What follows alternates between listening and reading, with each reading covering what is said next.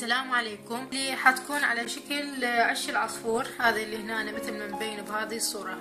هاي النوعية ان شاء الله اليوم حنشوفها. حستعمل هذا عجينة بقلاوة اللي موجودة بالاسواق، اللي خصوصا بالعراق اللي يبيعون المواد الغذائية، فنلقى هاي النوعية من العجينة، او عجينة الجولاج اسمها اذا مو بالعراق. يعني هنا يدور بالدول الاوروبية او الدول العربية البقية، هذا اسمها. حستعمل هذا العيدان، هذا اللي نستعملها بالشوي. هذا حستعمل واحد. حستعمل عمود للتحشاء البقلاوة. انا هنا استعملت فستق حلبي، هذا اللي يصير لونه شوية على خضار، كلها تعرفه. واستعملت وياه نوعية ثانية، هم الواحد يريد يضيف حسب الرغبة. يعني أنا اليوم ضفت هنا لوز مطحون، طحنته شوي ناعم لأن أريد تبرز النكهة مالت الفستق الحلبي. الفستق الحلبي ما طحنته كلش، لا يعني خليته شوية خشن. هذا استعملت هذا هنا. راح استعمل صواني، أي صينية موجودة عندكم، يعني مو بالداعي إنه نلتزم في ديزاين معين. هنا أنا حستعمل الزبد مقدار هذا الباكيت العادي اللي هو خصوصا بالعراق، حتى اتذكر سعره يمكن ب500 دينار عراقي، باكيت واحد. يعني استعملته انا اليوم. طبعا اللي يعني يشوف انه هذه النسبة دسمة فيمكن انه يضيف زيت، بس الزيت يضيفه يعني بنسبة كلش ضئيلة. مثلا أنا اليوم استعملت باكيت مال الزبد، ضفت تقريبا استكان مال شاي، هذا اللي معروف بالعراق، ضفته إليه لأن نسبة الدسم هواية تصير كلش نسبة كبيرة، فقللته بالزيت العادي، زيت نباتي هم أي نوعية. هنا حستعمل فوط مال مطبخ على مود أغطي بيها العجينة، لأن مثل ما تعرفون إنه كلش رقيقة، هسه حتشوفوها، فلازم إنه ما أخليها تنشف، فأغطيها بفوط المطبخ. هذه العجينة مثل ما تشوفوها، شوف القطعة الوحدة منها ايش قد خفيفة، يعني هذه لازم ادير بالي انه ما اخليها تجف. فاني اليوم يعني حستعمل هذه قطعة وحدة، والبقية حضمها مثل ما قلت، الفها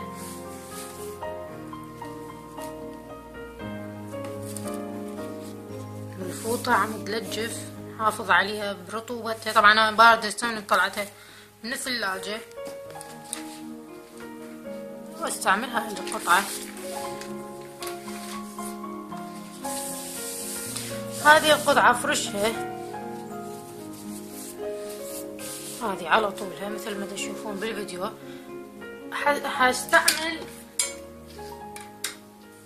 الزبد، اسقيها بالزبد، ادهنها، يعني تردون دهنة خفيفة ثخينة بقت حسب الرغبة، بس هي الافضل اللي معروف بالعراق انه البقلاوة تصير دسمة، يعني خصوصا اكو محلات تسويها بالدهن الحر. فهذه هسه حستعمل شلون الفها. اجيب العيدان اللي قلنا عليه اخليه بالطرف، ما اخلي يعني طالع في نسبة من عنده هالقد، لان هاي تفيدني باللف، حتساعدني.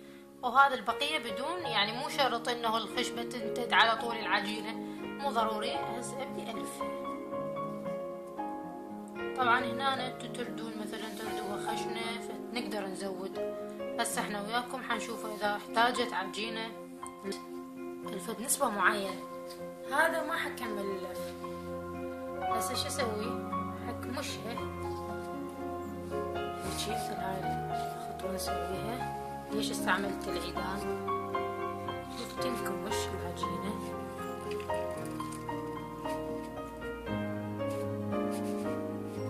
نسحب العودة. هسه هاي نيجي نصفطها،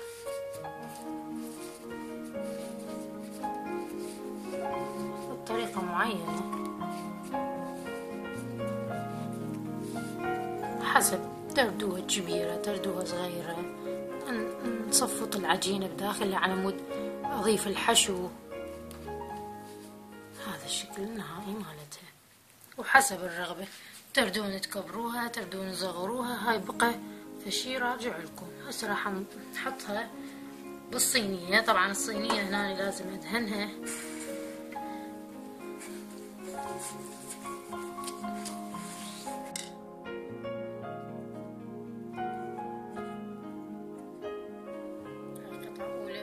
حكمل اني، وان شاء الله اراويكم اياها بعد ما اخلص. هسه هذه هم قطعة حلفها. طبعا اني هسه الفرن عندي مشتغل يعني حاميته. راح تقريبا يعني هذا اخر قطعة وادخل الصينية للنار بدون ما اخلي الحشو، اخليها فد شوية تستوي. يعني تشوفونها شوية يعني كسبت لونها، يعني من اللون ما لها فد مدة معينة حسب الطباخ اللي تستعملوه. يعني تباعولها انه شوية اخذت لون ذهبي يعني قليل. بعدين استعمل الحشو مالتها. الحشو طبعا اني هنا عندي هواي كمية كبيرة، فراح استعمل منه ماعون صغير. اخلي من فوقها فد ملعقة من الزبد، تقريبا ملعقة كوب، واخلي عليه ملعقة كوب شكر. اخبطهم وبعدين اطلع الصينية من النار،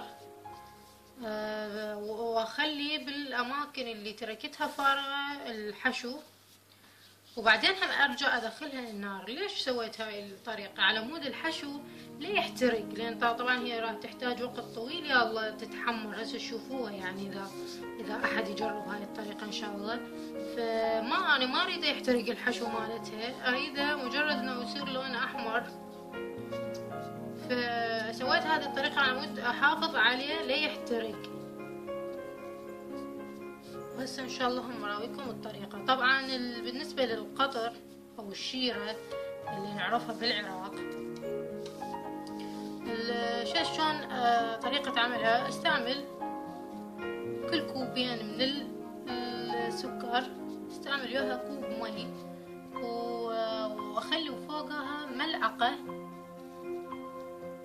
ملعقة كوب عسل. اتركهم على النار، طبعا حسب الرغبة. اللي يحبها ثخينة فتبقى على النار، اللي ما يحبها كلش ثخينة يعني شوية تقريبا متوسطة خلينا نقول، فعادي يرفعها من النار. تقرب هنا يعني هيك اظل اضغط عليهم على مود ياخذون في قالب معين.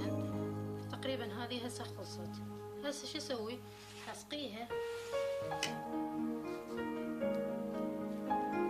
مثل ما نعرف ان هاي النوع من الحلويات تحتاج هواي زيت، او احنا هنا ما نستعمل زيت، نستعمل زبد دهن يعني تحتاج هواية. وناس تسويها بالسمنة البلدي، او ناس بالدهن الحور، فهذا شي بعد راجع للشخص. هسه حدخلها للفرن. طبعا درجة حرارة الفرن اني حخليه على 170، او حسب تبقى حسب نوعية الفرن. يعني كل ست بيت تعرف الفرن شلون درجة الحرارة مالته. ان شاء الله هم راويكم طريقة حشوها بعدين وتابعونا. السلام عليكم. هذا مثل ما تشوفوا الحشو اللي حكيت عليه، انه استعملت فستق حلبي، واستعملت وياه لوز مطحون، وخليت وياه ملعقة كوب. هذا اللي اقصد بيه ملعقة كوب. الشكر هنا اللي استعمله المفروض يكون شكر كلش ناعم. طبعا هنا يعني موجود بالاسواق تنباع الايسي شوكر، بس احنا بالعراق ما موجود هيك نوعية، فانه اقدر اطحنه. يعني اطحنه كلش هواية على مود احصل على شكر كلش ناعم، لان ما اريد يبين بالبقلاوة من تنوكل شوية يصير مو طيب، واحد يظل يكسر بيها. فاطحنه كل زين واحط من ملعقة كوب. طبعا هاي الملعقة اللي تشوفوها من الزبد.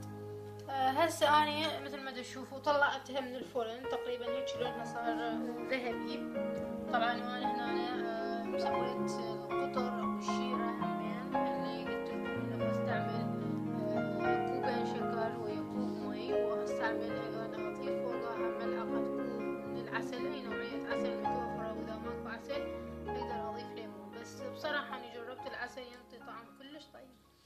هسه هنا انا حخلي يعني احشيه.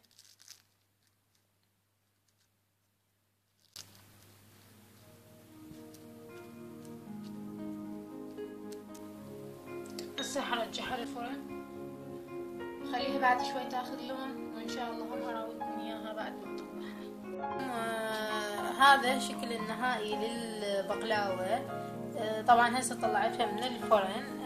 هسه راح طبعا هنا انا مسويتها الشيرة من وقت يعني باردة، يعني ما يصير اثنينهم هذا حار وهذا حار، لازم يا اما البقلاوة تبرد فيكون القطر حار، يا اما بالعكس. فهسه هي خلصت، هسه راح ارشلها القطر او الشيرة، والف عافية، وان شاء الله تنتظرونا بطبخات جديدة، واتمنى تستفاديتوا.